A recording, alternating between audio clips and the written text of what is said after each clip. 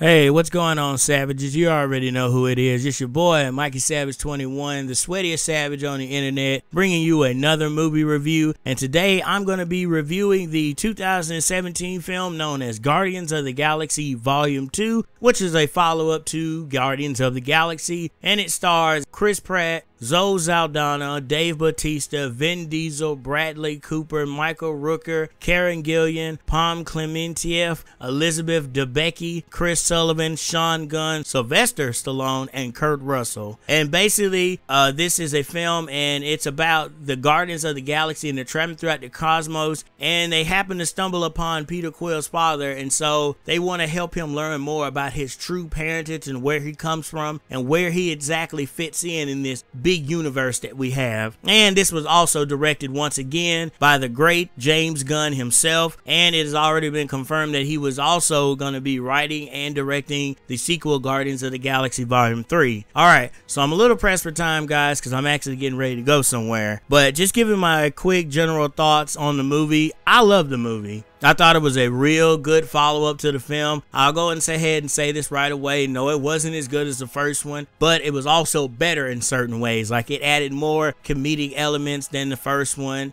It added a couple of more scenes in there and had a little bit more action within it. So that was a plus. But then getting on to the negative side, one of the things I felt was lacking is we didn't get too many of those character moments. I mean, we got some really powerful and significant character moments within this sequel, and we got some good dialogue between the characters and how their relationship pans out, whether it's with Zoe Saldana's character of Gamora, with her sister of Nebula, with Peter Quill, as we get to see him interact with Kurt Russell as Ego the Living Planet. So we get to see all of these things come to fruition in this film. One of the things that I felt like was such a negative to this film was the soundtrack wasn't as strong as the first one. I'll go ahead and say that outright. The story itself was a little bit lacking. We had a good adventure ride along the way, but you know, it could have been tightened up just a little bit more like it was in the first one. Again, you know, this is the problem we always have with sequels. It either has to be as good or better than the first one, and it's hard to do that, especially when it's a returning director. Taking nothing away from James Gunn, he's a fantastic director, and again, anything he puts his hand on turns to gold. One of the other things that I felt was lacking was some of the jokes did not land. Like, some of the jokes, like there were some dick jokes in here, there was some poop jokes in here left and right, and to me those aren't necessarily funny. They might be funny for the kids, so I would say as an adult those didn't really resonate with me. But if I was looking at this from a perspective of a child, I would probably get those jokes and enjoy those jokes a little bit more. And one other little thing I want to spotlight about this film that, again, I can't stress enough was the world building. I mean, this movie looked fantastic. Again, we got to go through the cosmos and travel through all these different universes, and we get to see characters that we thought we'd never get to see on the big screen. Again, of course, we have Peter Quill, Gamora, Drax, Rocket, and Baby Groot as the Guardians of the Galaxy sitting here traveling